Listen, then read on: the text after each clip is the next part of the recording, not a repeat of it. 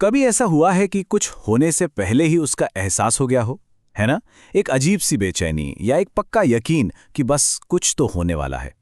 आज हम इसी अजीब सी घटना को समझने की कोशिश करेंगे। तो चलिए इसमें थोड़ा और गहराई से उतरते हैं। उसे पता था कि वो उन्हें फिर कभी जिंदा नहीं देख पाएगी। ये लाइनें एक लेखिका के बचपन के अनुभव से हैं, जब उन्होंने अपने पिता को आखिरी बार एयरपोर्ट पर अलविदा कहा था। ये एहसास समझ से परे था, रहस्यमयी था, लेकिन बिल्कुल सच था। इस एहसास को प्रीकॉग्निशन या आसान भाषा में कहें तो पूर्वाभास कहा जाता है। और हैरानी की बात यह है कि अब कुछ वैज्ञानिक भी इसे महज एक संयोग नहीं बल्कि एक हकीकत की तरह देखने लगे हैं। तो चलिए सबसे पहले उस कहानी को समझते हैं जो इस पूरी पड़ताल की जड़ है। इसे हम कह सकते हैं भविष्य से आई एक याद। ये कहानी है एक 4 साल की बच्ची की। एयरपोर्ट पर अपने पिता को गले लगाते हुए उसे एक अजीब सा अनजाना सा डर महसूस होता है। उसी रात एक फ़ोन कॉल से पूरा घर जाग जाता है।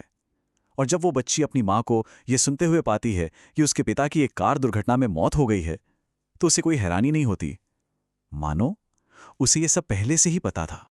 तो अब सवाल यह है कि क्या कोई इन अनुभवों को गंभीरता से लेता है? जी हाँ। और अब हम बात करेंगे उन्हीं वैज्ञानिकों की जो इस पर बाकायदा रिसर्च कर रहे हैं। इस फील्ड में 2 बड़े नाम सामने आते हैं। एक हैं डॉक्टर जूलिया मॉसब्रिज, जो एक कॉग्निटिव न्यूरोसाइंटिस्ट हैं, और दूसरे हैं डॉक्टर डीन रेडिन, जो इंस्टीट्यूट ऑफ नोएटिक साइंसेज में चीफ साइंटिस्ट हैं। ये दोनों ही इस रहस्य को सुलझाने में लगे हुए हैं। डॉक्टर मॉसब्रिज की एक बात बड़ी दिलचस्प है। वो कहती हैं, पूर्वाभास को समझना मुश्किल नहीं है, बस उन लोगों के लिए इस पर यकीन करना मुश्किल है जिन्होंने इसे कभी महसूस नहीं किया। असल में उनके अपने निजी अनुभवों ने ही उन्हें इस रास्ते पर ला खड़ा किया। लेकिन सबसे बड़ा सवाल तो यही है कि किसी की गट फीलिंग को, इस अंदरूनी एहसास को लैब में टेस्ट कैसे किया जा सकता है। चलिए देखते हैं। तो वैज्ञानिकों के सामने ये एक बहुत बड़ी चुनौती थी। किसी के मन में भविष्य को लेकर आए एहसास को लैब के कंट्रोल्ड माहौल में कैसे परखें? तो डॉक्टर रिडिन ने एक प्रयोग किया। इसमें होता यह था कि लोगों को एक ईईजी मशीन से जोड़ा जाता था, जो उनके दिमाग की हर छोटी बड़ी हलचल को मापती थी। फिर उन्हें एक बटन दबाने को कहा जाता, जिससे स्क्रीन पर अचानक कोई तस्वीर आ जाती। और सबसे ज़रूरी बात यह थी कि ईईजी मशीन तस्वीर दिखने से पहले के 5 सेकंड में दिमागी हलचल को रिकॉर्ड कर रही थी। और जो नतीजा आया वो सच में चौंकाने वाला था। जब कोई नेगेटिव तस्वीर, जैसे कोई एक्सीडेंट, आने वाली होती, तो लोगों के दिमाग में हलचल तस्वीर दिखने से पहले ही बढ़ जाती थी। लेकिन अच्छी पॉजिटिव तस्वीर से पहले ऐसा कुछ नहीं होता था। मतलब दिमाग भविष्य में होने वाली घटना पर पहले ही रिएक्ट कर रहा था। और हाँ, ये कोई 1-2 बार की बात नहीं है कि ये बस एक इत्तेफाक था। इस तरह के प्रयोग को लगभग 48 टाइम्स सफलतापूर्वक दोहराया जा चुका है, जो इन नतीजों को और भी ज्यादा वजन देता है। ये सारे नतीजे एक बहुत ही बुनियादी और बड़े सवाल की तरफ इशारा करते हैं। क्या समय, क्या टाइम वाकई एक सीधी रेखा में चलता है, जैसा हम आज तक समझते आए हैं? इसी सवाल पर डॉक्टर रेडिन कहते हैं, समय वैसा नहीं है जैसा हम रोजमर्रा की जिंदगी में अनुभव करते हैं। हमारी चेतना साधारण अनुभव से बाहर निकलकर अतीत या भविष्य से जानकारी हासिल कर सकती है। ये अपने आप में एक बहुत बड़ी और सच कहूं तो दिमाग घुमा देने वाली बात है। तो यहाँ हमारे सामने 2 अलग-अलग आइडियाज हैं। एक तरफ है लीनियर टाइम की सोच, यानी समय एक सीधी रेखा है जो अतीत से वर्तमान और फिर भविष्य की तरफ बढ़ती है।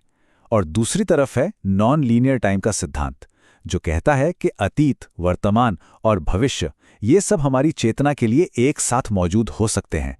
तो सवाल उठता है, इसका कोई वैज्ञानिक आधार हो सकता है क्या?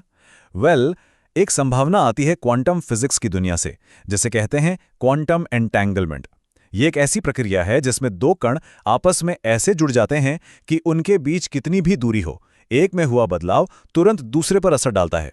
खुद आइंस्टाइन भी इससे इतने हैरान थे कि उन्होंने इसे spooky action at a distance कहा था, यानी दूर से होने वाली एक डरावनी सी हरकत। तो अब जरा इस आइडिया को पूर्वाभास से जोड़कर देखिए।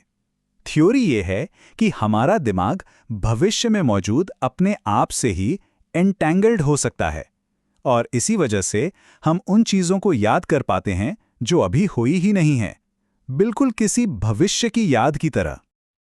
लेकिन क्या हर कोई इस थ्योरी से सहमत है?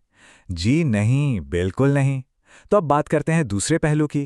क्या ये सब सिर्फ एक इत्तेफाक है या फिर चेतना का कोई गहरा खेल? तो यहाँ हमारे सामने दो एकदम अलग अलग नजरिए हैं। एक तरफ है पूर्वाभास का नजरिया, जो कहता है कि गट फीलिंग असल में भविष्य से आई एक याद है, और दूसरी तरफ है संदेहवादी नजरिया। ये कहता है कि ये सब बस एक संयोग है, एक कोइंसिडेंस है, जिसे हम बाद में अपने हिसाब से सही मान लेते हैं। तो चलिए अब आखिर में वहीं लौटते हैं जहां से हमने ये सफर शुरू किया था, उस कहानी पर। लेकिन इस बार हमारे पास एक नया वैज्ञानिक नजरिया भी है।